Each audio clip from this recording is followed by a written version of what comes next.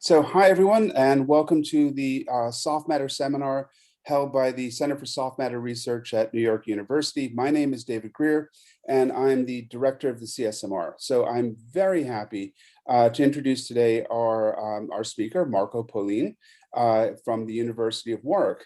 So Marco is actually a graduate of New York University, in fact, from my group, where he did many remarkable things having to do with understanding particularly hydrodynamic interactions among micrometer scale objects.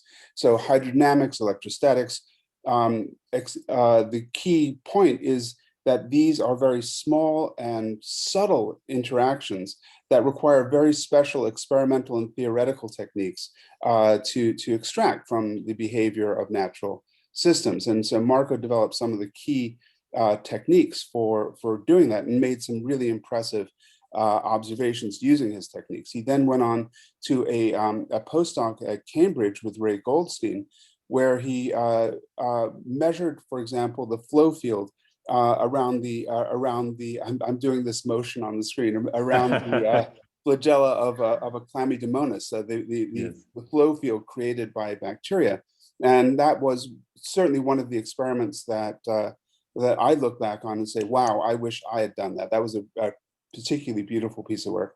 And then from his postdoc, he went on to a faculty position at the University of Warwick in Coventry, and where he established a group that studies active matter, hydrodynamic forces, all sorts of interactions among active things that cause self-organization. And that work has very recently led Marco to a new joint position at the University of Balearic Islands. Yes, it's an Institute of Advanced Studies in the island of Mallorca in the Mediterranean.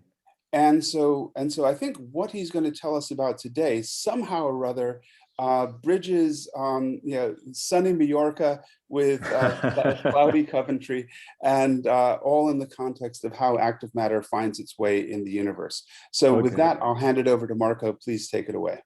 Thank you. Thanks, David. Let me share my screen. Okay, can you see me seeing you seeing me? We see your screen, and it is this. Okay, so let me put this here. Okay, so as I said, thanks, David, and thank you to CSMR for giving me the opportunity to tell you something about part of the research I've been involved with in the last few years, maybe a couple of years, maybe a little bit more. This is a series of ongoing projects, the latest chapter of which hopefully will come out later this year. But actually, before we delve into the topic today, I just wanted to hijack the conversation a second, and let me see if I can manage to move back somehow. Okay. Anyway, I wanted to say that I cannot progress. Okay. Let me just start from here. I wanted to say that I recently, as David said, moved to IMEDEA, which is an Institute of Advanced Studies, which actually specializes in sort of environmental things. In particular, the things I'm interested in is microbial ecology. In the beautiful island of Mallorca, which is in the middle of the Mediterranean. I'm currently looking for a postdoc. So if you're interested in coming and working in cool labs and in a place where the nature is stunning, just drop me an email. Okay. Anyway, so back to the subject today. So we're gonna spend some time talking about some work that is actually the result of a collaboration with a bunch of very talented people. Raphaël Jeanneret was a postdoc in my group in Warwick, and is now leading his own group at ENS in Paris. Arnold Matthijssen, I'm sure many of you know him, is recently moved to UPenn. Steve Williams is a final year PhD student with me and the Department of Physics at the University of Warwick. So we are going to talk today about mixed active-passive systems. So here you see two examples of what I'm talking about.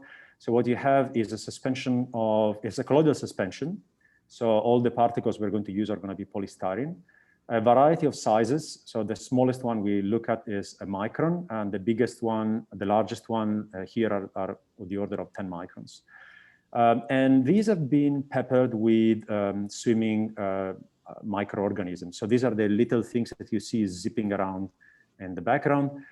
They are our favorite lab pets, sometimes pests as well. They are little unicellular biflagellate green algae called Clavidomonas reinhardtii. So the only thing really for this talk that you need to know is that they have a spheroidal cell body about 10 microns in diameter, and they propel themselves with the action of two apical flagella at speeds that are of the order of 100 microns a sec, more or less. So the thing we wanted to study was what are the properties that determine the interactions between the active and the passive components, and what comes out as a result of this interaction for the passive particles. So before we start tackling that, I just wanted to spend a couple of minutes trying to discuss why I think this is an interesting topic to look at.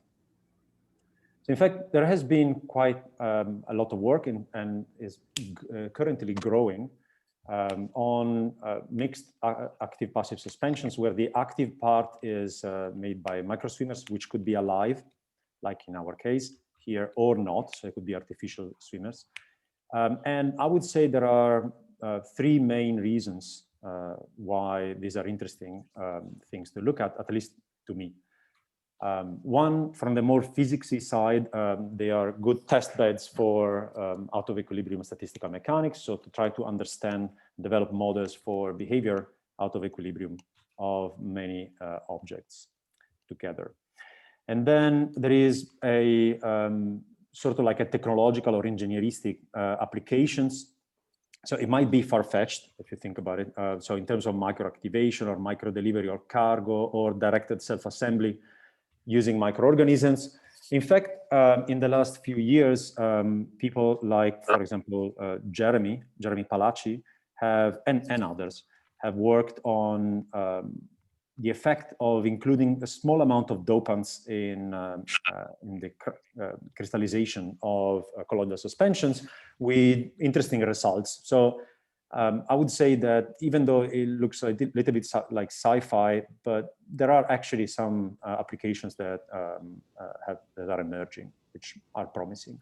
And then on a more sort of microbial ecology or ecological application, I think they are quite interesting because they might be sort of model systems or minimal models for important microbial interactions like grazing, for example, and infection.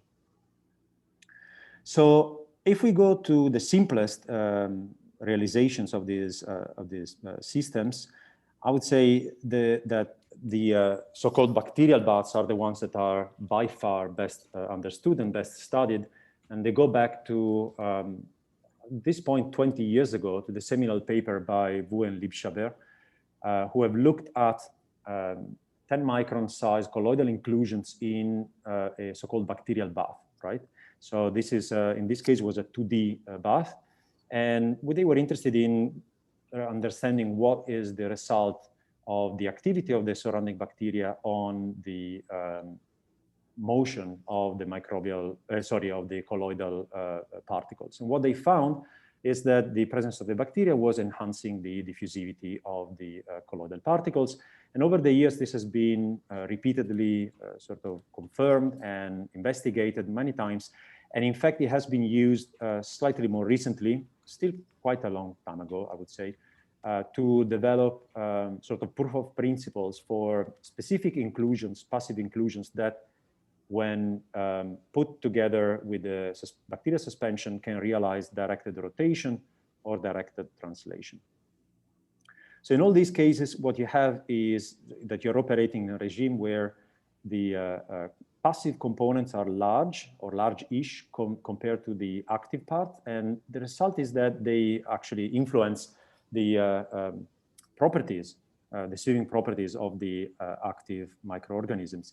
There is actually another regime, which is in a sense the opposite, where the colloidal inclusions are small, so they don't really have, they don't influence too much the swimming properties of the active components. And this actually has been pioneered research in this by Ray Goldstein, together with Kyriakos Leptos and Jerry Golub. Back in 2009, they studied a system which is essentially the same that the one that we are going to spend the first part of the talk on. In their case, it was 2-micron diameter polystyrene beads. I mean, not that different. Again, with the little microalgae that I mentioned before. What they found out is that, again, the presence of the active part was enhancing the motion of the microorganisms, of the colloidal particles. And this was happening through the development of these sort of advective loops, which are parts of the trajectory of the colloidal particles where they are, I would say, moved or advected by the far flow field generated by the microorganisms. So overall, if you operate in the sufficiently dilute regime, which is where we will operate as well, the effective diffusivity of the colloids can be just written as the combination of the thermal contribution plus an advective contribution, an active contribution. The active contribution is proportional to the concentration of swimming microorganisms, with a proportionality factor here, this factor alpha, which for them was 0.04 micron square per second. So the reason why I'm pointing this out is that we're going to go back to this factor in a couple of minutes. Can I ask a question? Yes, of course. So it's low, it's a dilute suspension. So you're assuming that it's mostly the far field. It's the far field flow that creates the enhanced diffusion. But I thought bacteria kind of like boundaries, and do they actually interact somehow directly with the beads and go to them and push them around and things like that? Okay, so so I have two things. So a first remark to make is that these are not bacteria, but they are algae. So they are. I don't want to be petty, but the thing is that they are just larger than the bacteria. Okay, so they're about 10 microns in size, as opposed to a micron, more or less, which are the bacteria. Regarding the pushing around, actually, is we'll come back to that. So if you can hold on to that, I don't know, 10 minutes, 5-10 minutes, if that's fine, we'll get back exactly to that point. Okay, thanks. Having said that, so what they found is an effect that if you, for let's say a good but normal concentration of active components, which in these units, in units of 10 to the 6 cells per mil, which is admittedly a crazy unit from a theoretical perspective, but is very handy from an experimental perspective. So when this is about 10, which is something that can still grow perfectly well in the lab, you get an effective diffusivity, which is about 3 times the thermal one, which is, I mean, it's not an incredibly large effect, but it's still very noticeable. So overall, when we started to look at these systems, we thought, okay, it's quite well established that there is an enhancement in the diffusivity of the colloidal particles. And therefore, what we wanted to do was, in a sense, to poke the system, as opposed to just observing that. So exert externally a force on the system and see the response. So the easiest way that we thought about doing this is actually not really doing that much, but just using particles that are heavier or denser, in this case, than the surrounding fluid. So polystyrene, as I'm sure many people in this audience will know, is about 5% denser than water. And therefore, if you just leave polystyrene particles on your sample, they will tend to sediment and will form a nice exponential sort of barometric profile with a certain gravitational length. So the idea is you include then the microorganisms, and the activity is then going to have some effect on the distribution of the colloids, for example, fluffing it up, so broadening the distribution. So we did these experiments, and the idea then is to monitor the profile in the simplest way possible. So you just take a little movie at different values of the height above the bottom plane, and you just count from these short movies the number of particles that are locally in focus. Again, I'm pointing this out because we'll come back to the fact that in order to do this, we did short movies, which is going to be handy later on. So the first thing you need to do, obviously, is to check that you're not doing anything particularly stupid. So you just put the beads in and you monitor the profile. You get a nice exponential decay with the correct gravitational length. So this is fine. Then you insert the microorganisms, and you do get a broadening of the distribution, a broadening that is larger if you increase the concentration. So it becomes larger, the larger becomes the concentration. It is actually quite a simple broadening, because if you look at that at the profiles in semilog, you will see that these are just exponential profiles. At the beginning, we were a bit puzzled as to why this is such a simple dependence, but in fact, there is a very simple reason for that. We can talk about it later if you want. But anyway, so these are exponential profiles, and therefore they can be characterized by an effective gravitational length. And if you believe that this, again, is due to a balance between advection and diffusion, the ratio of the effective gravitational length to the thermal one gives you a measurement of the effective diffusivity versus the thermal diffusivity. So you can recast this effective gravitational length into, this is exactly the same data that I showed just a slide ago, into the dependence of the excess effective diffusivity, so the contribution from the active component on... Marco, can I ask a question? Yes. What's the height distribution of the Chlamydomonas? Yes, so we monitor that, and this is an extremely good point. And for the strain that we are using, it is essentially uniform. So in other words, the characteristic, if you want, height that the profile, natural profile of the strain that we are using would have, is large compared to the thickness of the samples that we are using. Very good, thank you. You would get a different result if the sample was significantly thicker. So, so having said that, essentially what you see here is there is a linear relationship between the excess diffusivity and the concentration of cells, which is exactly what we were expecting, is the stuff that was from the paper by Ray Kyriakos and Jerry Golub. Except that if you go back to that paper and you pull out the actual number, that the slope essentially of this line, you get that, okay? So this was a bit surprising for us. And so what we did, the first thing we did was to go back to the individual movies that we took when trying to count the colloids and measure the profile. And from the individual movies, you can directly measure the mean square displacements of the colloids and extract the diffusivity. And if you do that, this is the result that you get, okay? So this is what we call in situ tracking. So if we want to put some numbers to this, we can characterize those slopes by the parameter alpha here. So for our sedimentation, the macroscopic measurements, we get a parameter, we do get a number about 1.7 in this unit, so micron square per second. For the in situ tracking, we get 0.07. The one from Ray Kyriakos and Jerry Golub was 0.04. We investigated the difference here, and we know where it comes from.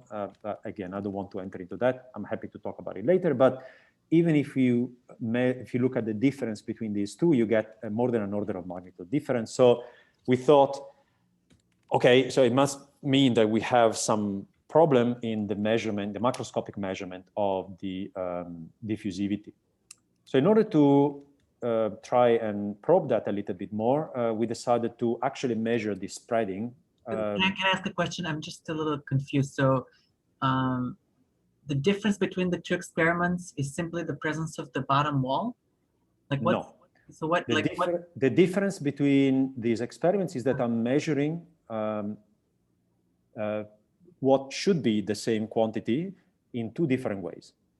In this way, I measure the what comes out as a result of a certain diffusivity. So I measure the sedimentation profile, if you want. So I measure the characteristic height of the exponentially decreasing profile. Whereas here, what you do is you measure the slope of the mean square displacement. So these are measuring two different things, right? But why the sedimentation thing? Why do you think you can measure the diffusion from sedimentation? Because when you have an object, for example, the colloidal particles that we had before, that is heavier or well, or lighter, I guess, than the surrounding fluid, then they will sediment, but they also have a finite diffusivity, and therefore, you know, is one of the things that, you know, it's one of the exercises that undergrads do when they do statistical mechanics. I'm sure you're familiar with that. If you have a steady state, then the concentration profile that results from the balance between advection through the sedimentation and diffusion is an exponential, But it doesn't involve the diffusion coefficient.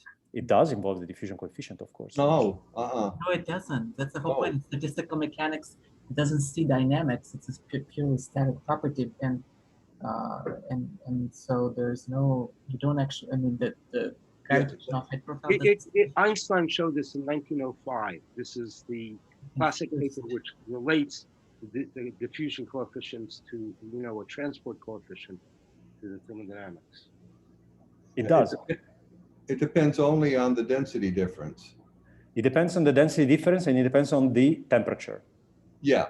Temperature, exactly. But So that requires okay. Stokes-Einstein. That requires. Well, if you your what you have is that you are, in order to get the Boltzmann factor, okay, you are assuming that the diffusivity is kBT over gamma, right? But if you can write an advection, your advection diffusion equation, and you get a profile that depends on the diffusivity, which is what is happening here. This is not a. So you're assuming Stokes-Einstein relationship hold and with a renormalized temperature. That's maybe how I want to. Not quite. I'm assuming that I can write it as an advection diffusion equation. It's just in equilibrium, the diffusive flux is equal to the sedimentation flux. Exactly. That's the thing. Okay. Can I move? Okay, can I go yeah. on? Okay. So hopefully then what I'm going to show you will convince you that we're not completely insane. So so instead of measuring something that results from the diffusivity, okay, as the gravitational, the effective gravitational length, we decided to measure directly the spread of the colloidal particles, and we did that with a microfluidic device, which is more or less like that. So what you have is 3 inlets. So the central, a central portion and 2 on the sides, and in the central one you put CLAMI and the colloidal particles, and on the sides you only put the microorganisms. And as long as you are flowing the system, then you get a nice central strip where the particles are confined, and then you get instead the microorganisms uniformly distributed all around. So then you stop and you just observe the central strip diffusing out.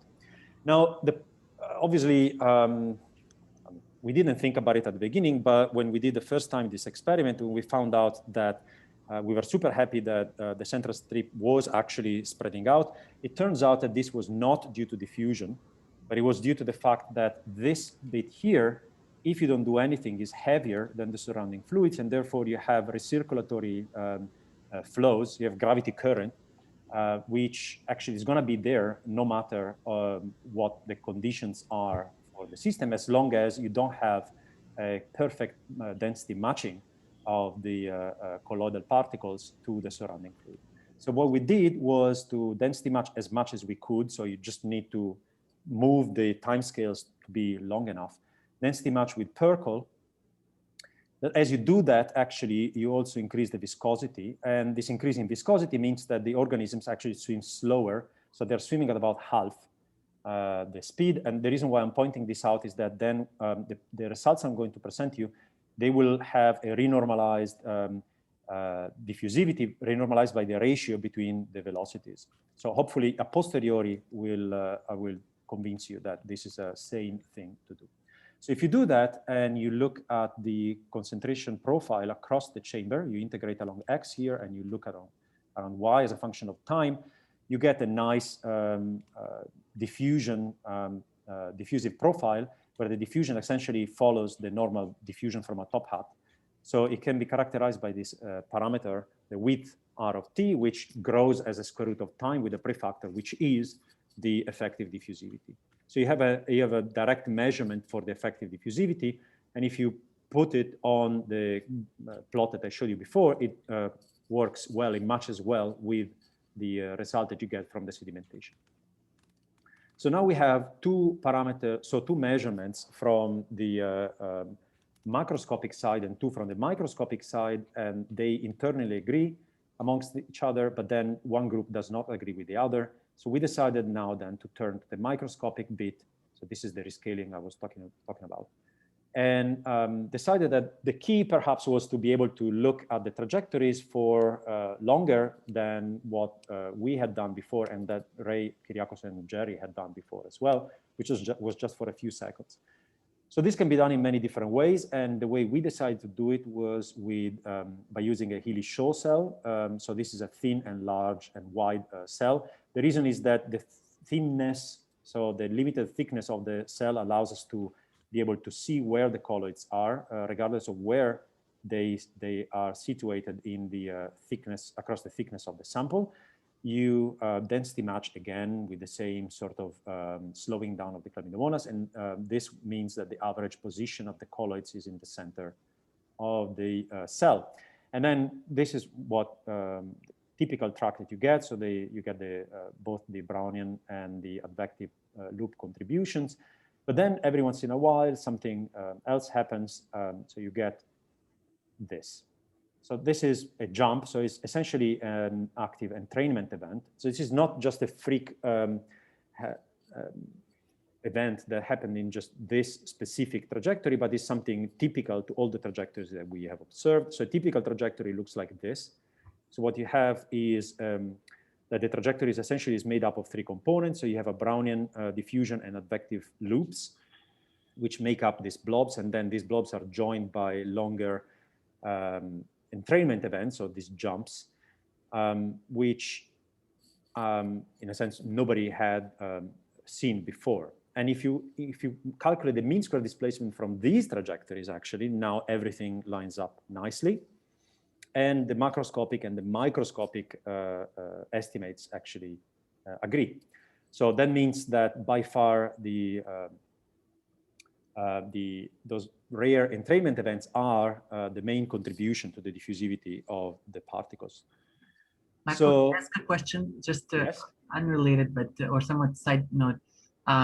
When you to relate the diffusion coefficients in confinement and in bulk, you rescale by the velocity, by the swimming velocity.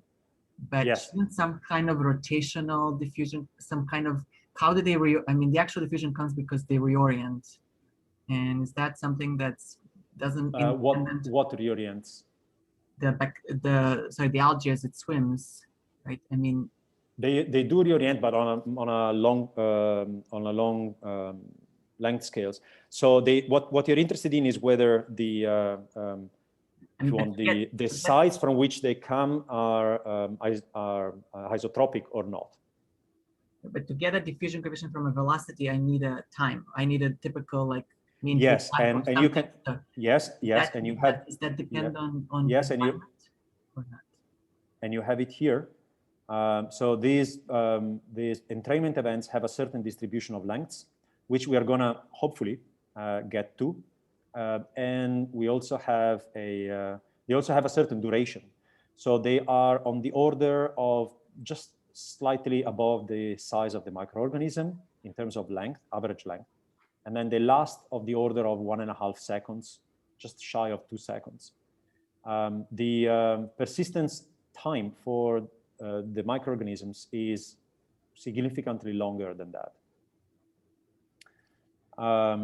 So, okay, so we'll get back to that, Alexander, I think. We'll get back to that, to the actual mechanism that determines the entrainment in a few slides. So, so what for the what was I saying? So this is for the length and the duration. For the how long you need to wait in order to get successive events. Actually, this inter-event waiting time it is nicely dependent on the inverse concentration of the cells, which essentially, together with the fact that the distribution of these waiting times is exponential, just tells you that this waiting time is a normal Poisson process with a rate proportional to the concentration of the microorganisms. So it's in a sense, it's the most vanilla type of process you can have. So we had a lot of fun doing simulations and some analytics of this. And actually what I wanted to discuss very briefly is what we try to do with the analytics, because there is a point that I wanted to make on that. So if we look at the experiments that we have done in the Healy Shaw cell, so the 2D motion of the colloids, then we decided to just try to describe it as a 2D jump diffusion process, where essentially you have two population of particles. So you have the diffusing particles, where the diffusivity is the sum of anything that is not the active jumps that we saw before. So it's the thermal plus the advective loops contributions. And then you have the ballistic population, where the ballistic particles are moving at a constant speed, u, and directional motion, which is isotropically distributed. And then you have transition rates between these populations, diffusive to ballistic and ballistic to diffusive, which means essentially we are modeling the transitions as a Poisson process. This is borne out from the experiments. This is not, but is mathematically convenient to put it there. So then you write down your nice Fokker-Planck equations, which you can massage as you want. And the thing we were interested in was the mean square displacement. And it turns out that it has a different behavior on long and short time scale. So let's start from the long time scale. Diffusivity, so you get an expression which looks like that, is slightly annoyingly not particularly straightforward, but to interpret. But if you operate in the regime that we are operating in the experiments, where you have that waiting times amongst the jumps are much longer than the duration of the jumps, then it just simplifies into this expression where you have the bit that is anything without jumps. So it's the thermal bit plus the advective contributions, which is just summed to an active jump contribution, which is just something you can write down on a piece of paper from ideal polymers, essentially. And this, you will notice, is proportional to the speed of the microorganisms times their concentration, which is also sometimes known as the active flux, which essentially justifies why we have renormalized the active contribution to the diffusivity by the swimming speed of the microorganisms. Now, the short time scale diffusivity, I think, is a little bit more interesting. If you look at that, you get that the short time scale effective diffusivity is proportional to the diffusivity without jumps, bless you, and times a factor, and this factor is the fraction of particles that are in the diffusing state at any time, which for us can be estimated as the ratio between the waiting time between jumps and that time plus the duration of the jumps. Now, we are operating in a regime where this is essentially 1, and therefore the effective diffusivity in short time scale is just the diffusivity without the jumps. Okay, so therefore, it doesn't matter how much statistics you get. If you only record trajectories that are a few seconds long, you are never going to be able to look or to get the long timescale diffusivity, okay? Because you need to probe the dynamics, because the dynamics is heterogeneous on the on long enough timescales. So in a nutshell, this is the reason why there was the initial discrepancy between the long and the short timescale ways, sorry, the macroscopic and the microscopic ways of measuring the effective diffusivity.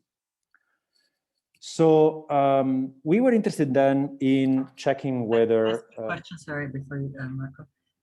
How do you, and you can't record a video long enough, I mean, so you can also do a microscopic measurement, but by just observing the mean square displacement over a very long time period. Yes, But- yes, and that's exactly what we have done in the Healy-Shaw experiments. If you do that, then you do get the correct diffusivity. The second question is, does this explain the exponential tails that Goldstein and al. saw? Yeah, so, okay, so the exponential tails have caused quite a lot of stir. Actually, I'm not quite sure why that's the case, because we have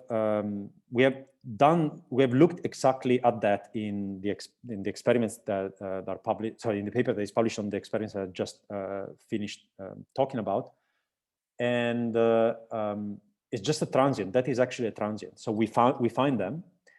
If you wait long enough, you get, as it should be the case from the central limit theorem, that the distribution moves to a Gaussian. No, that I 100%. I'm more asking your simple model of just two populations switching between each other. Does that model, if you actually look at the MSD at intermediate times, do you get an exponential? Oh, that we have not looked at that. I don't know. That I don't know. We have looked at the mean square displacement as a function of time, and that's more or less it. I mean, we have not. We have done some numerical solutions of that, but just to play around. But more or less, that's what we've done. We have done some agent sort of different type of modeling, numerical modeling. I actually, on top of my head, I don't remember if we have looked at the mean square displacement of those, but it's a very simple model to I mean, look particles at. are uncorrelated. If you can just, it seems very simple to simulate, at least. Yeah, it is very simple to simulate.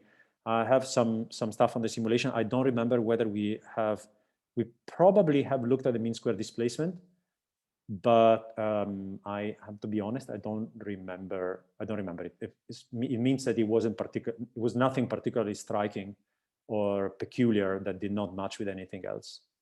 So if anything, it will come out the same as we got in the experiments. Thanks. But I mean, if you want, I can go back and look at that and get back to you later on. Okay, so let me see. So I already talked for quite a long time, and I wanted actually to get to latter parts of the talk. So I'm just going to cut this thing a little bit shorter. So we wanted to know about the mechanism leading to the entrainment. The first thing we wanted to know is whether this is something that happens also in other microorganisms, or is just a peculiarity of the specific species that we looked at. So we checked another couple of microorganisms, like a super clammy and a pusher microorganism. Bottom line, all these microorganisms do that. So this is for tetraselmis, like the super clammy. So you get a displacement like that in this event. These are slowed down, by the way. Okay, so they are recorded at 500 frames a second. They are played back at about 30. This is for the Oxyris. So in order to give you more or less an idea of what happens when you get this interaction. Okay. So this is, at the end, is going to be quite a long one. And then this is what happens in general with clammy. So you get the approach. Notice that it spins around whilst it swims, which in this case is quite important, because at a certain point it sort of gives a nudge, as you will see here, to the colloid. And then after the nudge, there you go. After the nudge, it sort of slides all the way around the microorganism. So in all these cases, they essentially do exactly the same thing. And what is the thing that they do? I will skip this, and I will tell you what we have done with Arnold Matthijssen. So the basic model is just a simple sort of no-slip sphere that is dragged around by point force, regularized point forces on the sides.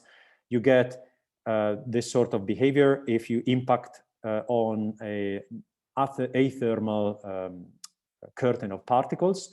So these actually give the same sort of displacements or entrainments that we see in the experiments. And so essentially, in a nutshell, the main ingredient is the no-slip surface of the cell body, which is something that for many microorganisms is unavoidable.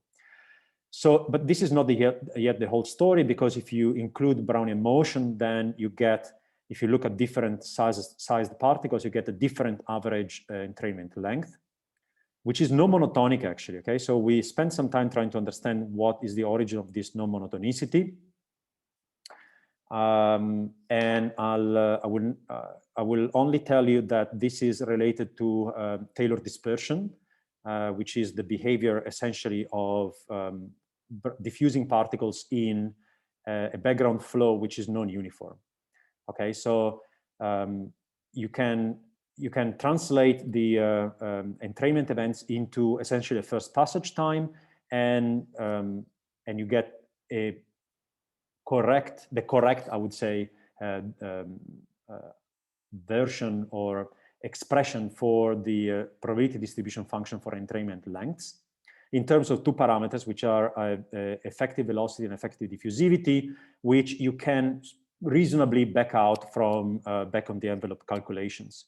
Okay, and essentially this gives you the reason why you have a non-monotonic behavior, and is just due to a balance between advection and diffusion. So if you have a small particle, the small particle can be, in principle, be dragged longer because it can access regions that are more co-moving with the microorganism, but it also has a larger diffusivity, and therefore it can escape these regions faster than larger particles.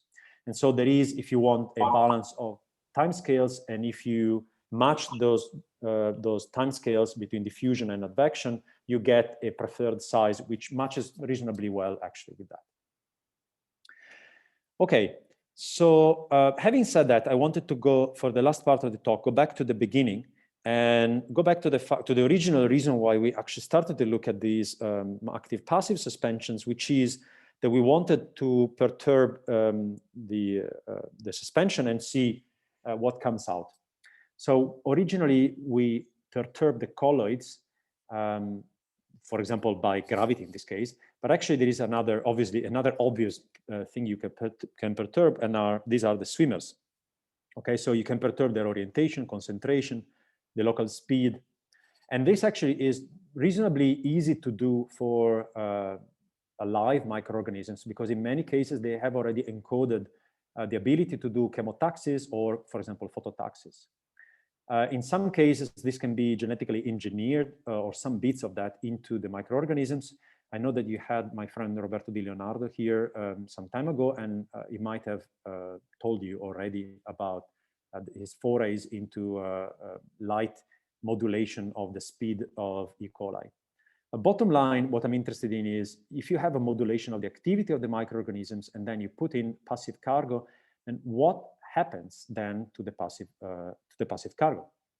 So the easiest way that I could think of to modulate the activity of the microorganisms actually is to put them under confinement. So here is an example of what I'm talking about. So you have active passive suspension.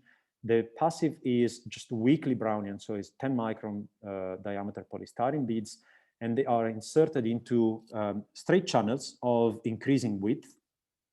And we're interested in understanding what happens to the colloids as a result of the activity of the microorganisms. You might or might not know that in the presence of boundaries, microorganisms or active particles in general tend to accumulate at the boundary. So a typical trajectory of a colloid in this case is similar to the one that you can see here. So you see again Brownian diffusion, you see advective loops. You also see small entrainment events. We know that this must be smaller. Well, I just glanced very rapidly. The reason why this is so, that no monotonicity.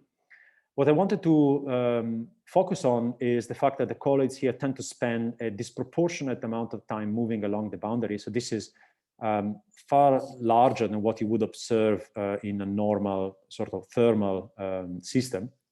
And obviously it's the result of the activity of the microorganisms. So if you look at the distribution of colloids, these are the dashed lines, as a function of their distance from the center of a straight channel going towards the boundary, you will see that these are non-uniform. So there is an accumulation at the boundary, then there is a depression as you move in, and then there is a more uniform area in the center here. The relative amount of colloids that are relative importance between the central region and the boundary depends on the thickness of the channel, probably for entropic effects. This is true, this accumulation actually is true also, I mean, it happens also for differently shaped receptacles. So in this case, this is a circular chamber. So what we wanted to see is whether we can predict in any way this colloidal distribution. So there are two ingredients that we need to think about when we think of the swimmers in confinement. One is the fact that they do have an inhomogeneous concentration profile. Here is, you get the peak of the microorganisms close to the boundary. The other one is that they also have an anisotropic orientation. I tried sort of to show it in these plots. So what you have here is the PDF of orientation of the microorganisms as a result, as a function of their distance from the wall that they have just scattered off. Okay, so you can see that the distribution is not isotropic up to, let's say, about 50 microns from the bounding from the wall, from the surrounding walls. So this 50 micron is obviously, it just depends on the microorganism that you have at your disposal. So these have two consequences for the active displacements that the colloids display. One is on the orientation and the other one is on the magnitude of the active displacement. So the colloids tend to have differently oriented active displacements if they are close to the wall or they are in bulk. So close to the wall, they tend to have displacements that are more oriented along the wall, whereas in the bulk, these tend to be more isotropically oriented. For the magnitude, what we were interested in is the average displacement either towards or away from the wall.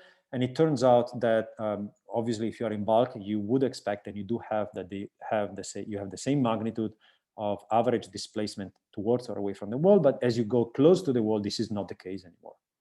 Okay, so you have a net drift. So you can put these things together into, again, sort of like a Fokker-Planck equation for the distribution of colloids. We are interested in the distribution across the channel because it is going to be independent independent of the position along the axis of the channel. And essentially, this is dictated by thermal diffusion, and then there are these active jumps away from the position where you are, or active jumps towards the position where you are. So this is a very classical sort of approach. These jumps towards towards the place where you are depend on a kernel. This is the kernel for having a jump of a certain size, which is going to come out in just a few seconds. This is not a particularly nice thing to massage. So what we decided to do was to essentially approximate this to a second order.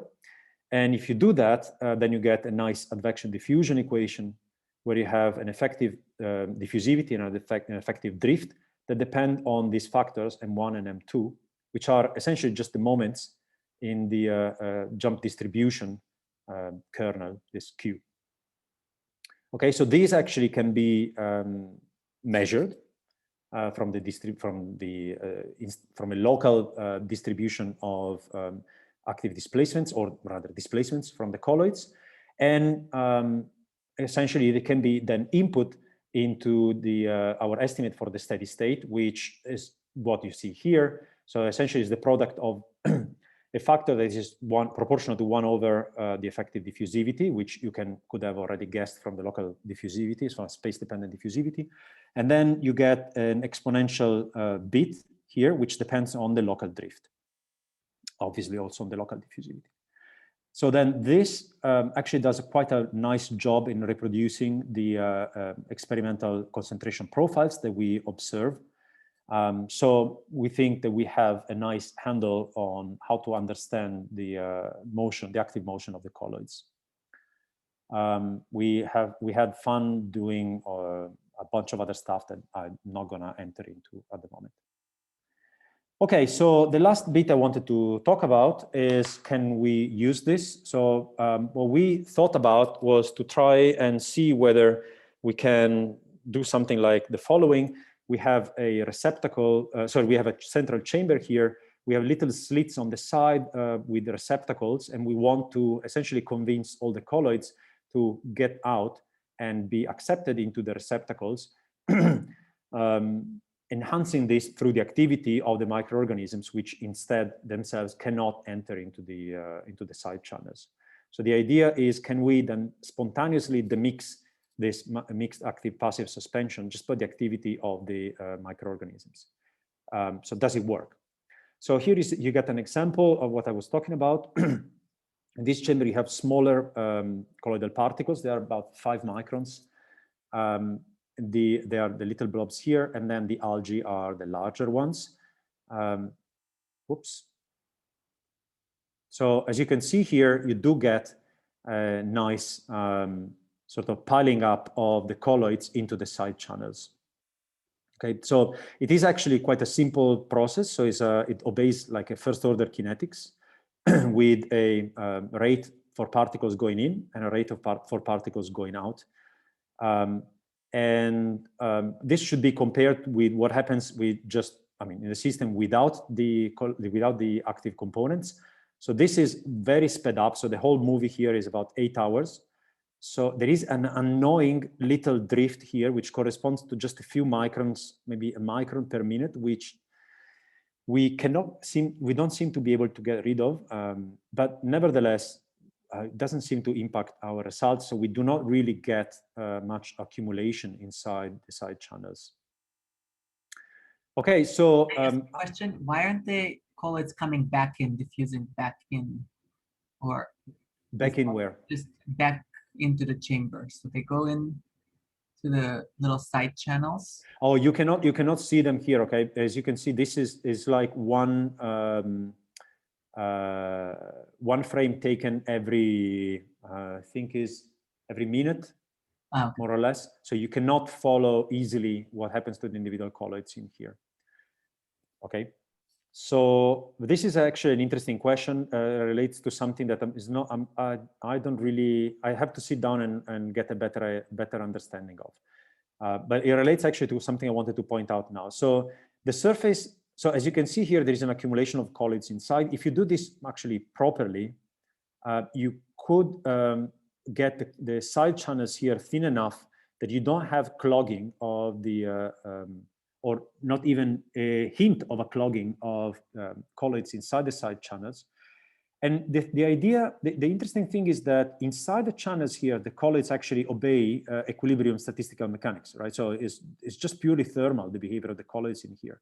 And therefore, we know how they behave. And so if this can be interpreted as then a system that is held there against a certain osmotic pressure on this side, then this pressure needs to be exerted on the other side by the swimming microorganism. So in a sense, one could look into a system like this to measure something that is akin to swimming pressure, maybe locally, by looking at different curvatures, local curvatures in the boundary of the chamber. So we are looking into this a little bit now. So we're, I would say, at the beginning. And I would be happy to discuss it further if you're interested in that. So I've talked quite a lot, about an hour now. And just to conclude, we talked about the sedimentation, the presence of entrainments, the fact that then the colloidal dynamics can be understood as a jump diffusion process. I just very quickly told you that the mechanism of entrainment can be understood as a Taylor dispersion, essentially. And then we started to talk about colloidal accumulation when you confine active-passive systems. I have some further ideas that are not due to confinement or related to confinement to drive the colloidal the colloidal dynamics by driving the active particles. We saw that there are qualitative changes. No, actually, I didn't tell you this. We are exploring the fact that there are qualitative changes in the distribution of microorganisms if you mess up with the scattering of the swimmers of the walls. So you can drive the colloids towards the center or more towards the side. And then we briefly talked about the spontaneous demixing of these active-passive suspensions, and the fact that perhaps this can be used to measure something like an active pressure at the boundary. And more or less, this is all I wanted to tell you about. The final thing I wanted to tell you is that we have recently, together with other people, been awarded a European Training Network. This is a network that funds 15 PhD positions across Europe. They are not exclusive for European students. Actually, we really welcome international candidates. We are actively looking for PhD students now, not just here in Mallorca, but in many other institutions across Europe. So if you think is an interesting endeavor, please spread the word. And that's all I wanted to say. Thank you.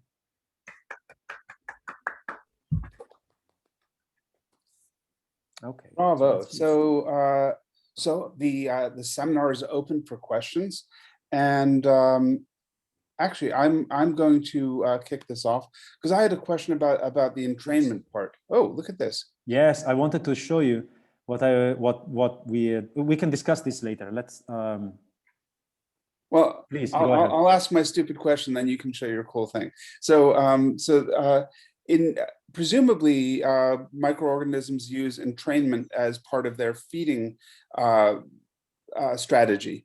So I guess one question is the loss of entrainment a passive hydrodynamic effect like you described, or is it actually some sort of choice made by the microorganisms? So like, do the organisms actually eat particles? Presumably they do. And is there a size limit? Like, why don't they eat your particles? So, okay, so this is a question with many different answers. I should put down a bullet point of the answers. So my microorganisms don't eat the particles because they are phototrophs, so they don't actually absorb other microorganisms. Other microorganisms like Oxyris, for example, it's like the big blob that had the tail in the back. They will eventually engulf the microparticles, except that after, when they realize that they're not actually edible, they expel them. This is something that has been reported, is not very widely studied, but it has been done. I mean, it has been seen. There is actually such a thing as microbial hitchhiking. So what is happening is that microbes that are non-motile actually can use the motility of other microorganisms to move from one point to another. This is something that is being, or has, we meaning the community, has started to realize that this is a thing only in the last few years. This can happen through entrainment, or it can be more sophisticated. So with the passive particles actually choosing how to stick or non-stick to the microorganisms. The details of this, the microbial ecology details of those, actually, I don't really know that much. I don't know how much is known. Part of this is due to the fact that there are too many protein names involved for me to be able to remember them. So it gets a bit tiring very quickly. But it might be something that we'll look into in the future. So I see that Sophie Marbach has a question in the chat. I'm not sure. Can I see the chat? Let me see. Chat, yes. Sophie, thank you for thank you. Can you define an efficiency for the demixing separation process? And how would it be compared to the standard separation with external applied pressure through small pores? So I would say that anything that is directed is most likely always going to win. So if you have if you apply an external pressure, you will probably do better than peppering the system with microorganisms. The efficiency, I'm not quite sure exactly. What did you have in mind? What would you have in mind in terms of an efficiency? Hi. So, I mean, your active particles, they consume energy, and then by demixing, you gain. Oh, this is an interesting question. I will probably bet that it is always going to be furiously inefficient because the swimming of microorganisms is intrinsically a very inefficient endeavor. So already for them to move around, a normal efficiency, if you look at sort of like the Stokes efficiency, is of the order of 1% if is a very efficient swimming microorganism. So I don't think this is a particularly efficient way of demixing something, but I find it curious. And in fact, I've presented this already a couple of times. The main question that I get from this is whether this is just something that is due to a difference in diffusivity from the place where the organisms are and the place where the organisms are not, right? And this is, I think, is an interesting question, because if you somehow I'm blocked, I cannot use my arrows. So let's see. If you look at if you remember the setup that I had, you have obviously a different diffusivity for effective diffusivity colloids inside and in the side channels. So you can then take the bulk diffusivity, effective diffusivity, and use that, pretending that the system is in equilibrium, but it has that diffusivity, and check what would be the rate of escape through the pores on the side. Okay, so this is a narrow escape problem, as called. There is actually, for circular chambers, there is an analytical solution. I think is exact, but there are theoreticians here, so I don't know whether I should. It is certainly a good approximation. And if you use that, actually, you can recover with the bulk effective diffusivity about 75% of the rate that we observe. Okay, it gets a little bit, well, maybe 80, and it gets a little bit worse if you use the space-dependent diffusivity, because you get an effective diffusivity that goes down, so decreases towards the boundary. So this actually tends to. If I can do something about that. So this actually tends to contain a little bit the colloidal particles, but I would say there is about a 75% that just comes from the difference from the enhanced diffusivity from the bulk, and then the remaining 25% is what happens actually at the boundary, so the accumulation at the boundary. And for that reason, actually, we are currently doing experiments with something like that. This does not have colloids inside yet. This is a very quick proof of principle that I was just trying to work with. So if you have a channel like this, then you can look at the flux of colloids in one direction versus the other. And because there is going to be the same density, the same concentration of swimmers in one side or the other, anyway, this is not really a particularly necessary condition, but you can check whether you have a net flux that is higher. Well, you have a net flux, or rather where there is a flux that is higher in the concave to convex side or convex to concave side, which then would just be due to really to what happens to the colloids at the boundary of the container. Okay, so this is the last piece of the puzzle we are trying to put together in order to submit this paper. But besides me sitting down and writing the paper, which is always a bottleneck. Yeah, this is not clear exactly to me what would happen. I obviously bet that it's going to do what it should be doing, meaning that you get a higher flux in this direction. But yeah, jury's still out. Sorry, very long. I tend to talk a lot. No, it's very interesting. Can I ask a question related somehow to this? Yes. I'm still confused. In the first part, when you talked about sedimentation, this is about the difference between active and I guess thermal systems. So in the first part, for sedimentation, you assume that fixed law holds, right? I assume that you can describe the system through a simple advection diffusion. Well, fixed law holds. I mean, you assume that basically the diffusive flux is gradient of concentration. Yes, definitely. Yes. So, but if you do that, if you assume that it's just, which is just like systems at equilibrium, then if you have a little pore where there are no swimmers and a big container where there are swimmers, you have different diffusion coefficients. The concentration would be equal in those two places. Like just having a space-dependent diffusion doesn't change the concentration. I mean, As that is not true because d times grad, d of rho times grad rho equals 0 at equilibrium.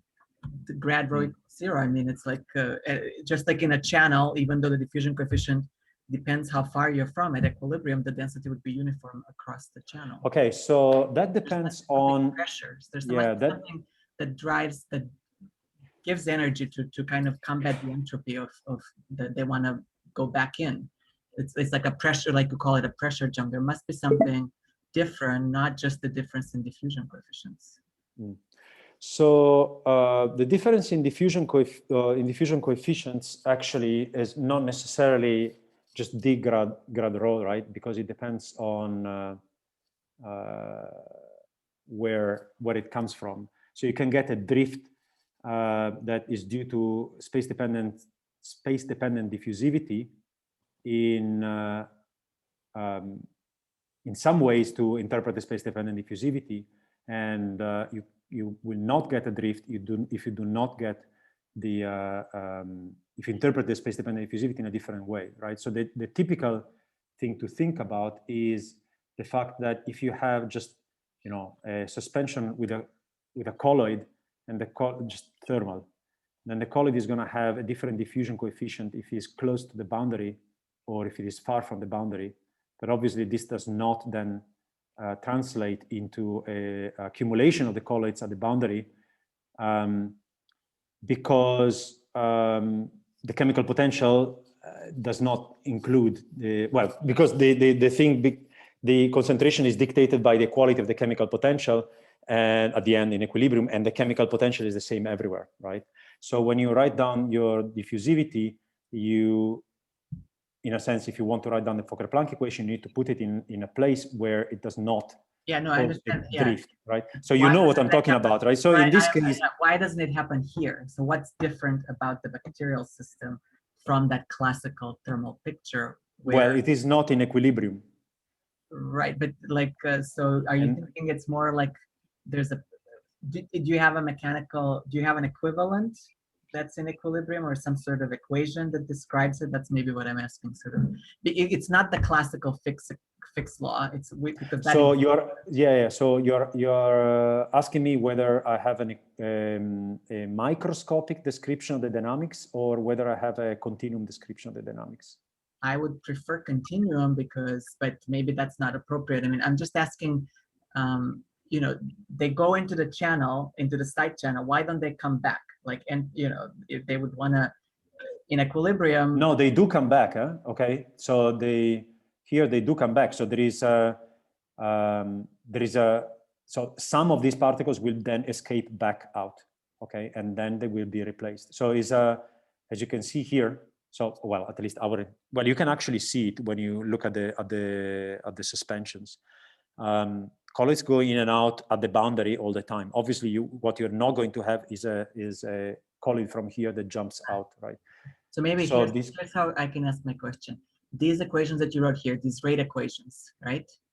Are they in detailed balance at your final state? So does this have a state where, some final state where, a finite number of particles is inside, a finite number of particles is outside, and they're in some sort of balance? I don't know, you tell me. I mean, this is the evolution. The experiments are the colored lines. Well, so I mean, it depends on the number. In my view, these are plateauing to a steady state. So yeah, in equilibrium, K in and K out, the ratio would be related to the chemical potential. Okay, so let's put it like this. Let's put it like this in. Let's try to see an example where this would. So in this case, you have something that is closed here, right? And therefore, at the end, you're going to have, you're going to have a steady state which actually also does not have, in this case, any flux. Okay. However, if you imagine a system like this, for example, then let's assume that this does what I think we'll do, which means that you're going to have a higher flux into this small channel from this side than from that side. Then the steady state that you might reach is a steady state where you still have flux, right? So you're going to have a flux going in here and going out there and going in here and going out there. Okay, so in this case, again, you're going to reach a steady state, but this is definitely not an equilibrium situation because you do have these non-zero fluxes at steady state. I don't know whether this goes in the direction that you are. Yeah, so this one is, if it does what you say, it's clearly not in detailed balance because the flux is not zero. So what I'm sort of asking is in your other experiment where you just push things into side channels, do you think that's not in equilibrium in the sense that there is a constant flux just pushing particles? But no, you reach a steady state. So no, you cannot, right? It is impossible that you cannot keep pushing particles in any direction here because the receptacle here has a finite size, and the most you can push in is a number of particles that will fit, and you cannot push more. So having said that, so I mean, and at a certain point, the flux has to stop. Okay, so in fact, it does so before you get to close packed here. And you reach a state here of equilibrium, which is given by the ratio between K in and K out. So if you're searching for specific telltale signs of the fact that this system is not in equilibrium, I think what you should look for is the quantitative values, I mean, the actual value of the ratio between K in and K out, rather than whether the system reaches a steady state as no fluxes or not. Because in equilibrium, you can estimate from first principles, right, what these rates will be. Yeah, that's, therefore, the ratio is fixed, yes. Exactly, and therefore, what you can do is you can estimate how much stuff that should be inside the side channels, okay? And we have actually done that, and it comes out to essentially nothing, okay? So then that's the reason why we don't see anything here. So in other words, we could rephrase this by saying that you can drive that ratio between the thermal value and the maximal value that you can get by changing the concentration of microorganisms. Does it make sense? Okay, so it somehow. I see you're not convinced at all. No, I'm not understanding. It's like, the question is, can this be described by an equivalent equilibrium picture where, let's say, you change the chemical potential inside the pore versus inside the I think if you are limited to this, yes.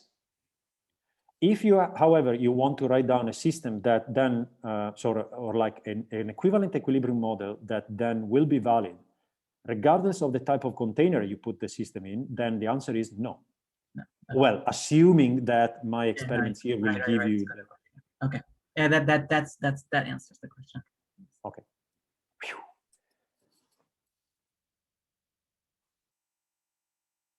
Okay, so I don't know, David, tell me what I should do.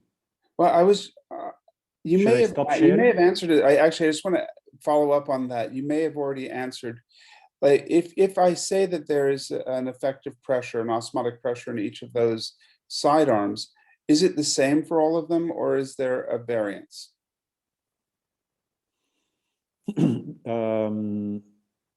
So I think naively, I would expect them to be the same, but I could imagine that if I had, having a lot of separate equilibrium systems connected to this weird non-equilibrium bath, that they could all have different equilibria. Yes, so I think if the system is as in a sense isotropic or as regular as you have here, although this is not particularly regular, I have to admit, so this didn't come out well, but I like it because it's the first time that we tried it. But then yes, but if you start to have something that is slightly different, then no. So for example, what we had was in some molds some wonky molds that we made, there was like a channel like that, and then a larger one that was contacting that, and you had an opening. Now what you can see is, you can see then a flow of particles up one arm and down the other. Now, I don't think this is due to things like the PDMS absorbing more water on one side versus the other, because we are doing these experiments underwater. Okay, so this is completely submerged by water. In fact, you can see some stuff moving in the background here because some clammy managed to escape the confines of the microfluidic channel. So I think that, that in a sense that observation goes in the direction of this, where if you have small changes in maybe in the shape of the side channels or the curvature of the container around there, so that the accumulation of the microorganisms is different, then you are going to get then a different flow, and therefore a different steady state in the different channels.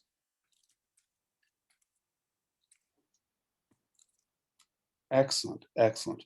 So if there are not more questions, I propose that we thank Marco one more time. Thank you. Thank you. And I am going to stop the recording, and we can hang out and just talk.